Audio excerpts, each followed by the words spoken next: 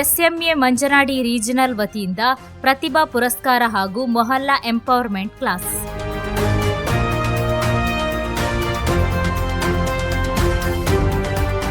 SMA Manjanadi regional ಸಮಿತಿಯ ವತಿಯಿಂದ Mohalla empowerment class ಹಾಗೂ ಪ್ರತಿಭಾ ಪುರಸ್ಕಾರ ಕಾರ್ಯಕ್ರಮವು ಮಂಜನಾಡಿಯ ಅಲ್-ಮದೀನಾ ಶರಫುಲ್ ಉಲಾಮಾ ಆಡಿಟೋರಿಯಂನಲ್ಲಿ ಯಶಸ್ವಿಯಾಗಿ ನಡೆಯಿತು. ಕಾರ್ಯಕ್ರಮವನ್ನು ಅಲ್-ಮದೀನಾ ಇಸ್ಲಾಮಿಕ್ ಕಾಂಪ್ಲೆಕ್ಸ್ನ ಮ್ಯಾನೇಜರ್ ಅಬ್ದುಲ್ ಖಾದರ್ ಸಕಾಫಿ ಉದ್ಘಾಟಿಸಿದರು.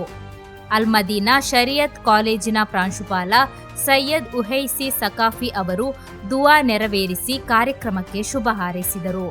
ಎಸ್ಎಂಎ ಮಂಜನಾಡಿ ರೀಜನಲ್ ಸಮಿತಿಯ ಅಧ್ಯಕ್ಷ ಹಾಜಿ ಎನ್ಎಸ್ ಕರೀಂ ಅಧ್ಯಕ್ಷತೆ ವಹಿಸಿ ಮಾತನಾಡಿ, ಸಮಾಜದ ಅಭಿವೃದ್ಧಿಯಲ್ಲಿ ಶಿಕ್ಷಣದ ಮಹತ್ವವನ್ನು ಒತ್ತಿ ಹೇಳಿದರು.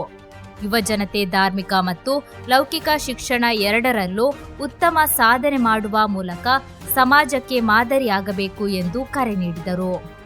ಕಾರ್ಯಕ್ರಮದ ಅಂಗವಾಗಿ ನಡೆದ ಮೊಹಲ್ಲಾ ಎಂಪವರ್ಮೆಂಟ್ ಕ್ಲಾಸ್ ಅನ್ನು ಅನಸ್ ಅಮಾನಿ ಪುಷ್ಪಗಿರಿ ನಡೆಸಿಕೊಟ್ಟು ಸಮುದಾಯದ ಸಬಲೀಕರಣ ಹಾಗೂ ಸಾಮಾಜಿಕ ಜವಾಬ್ದಾರಿಗಳ ಕುರಿತು ಉಪಯುಕ್ತ ಮಾಹಿತಿ ನೀಡಿದರು.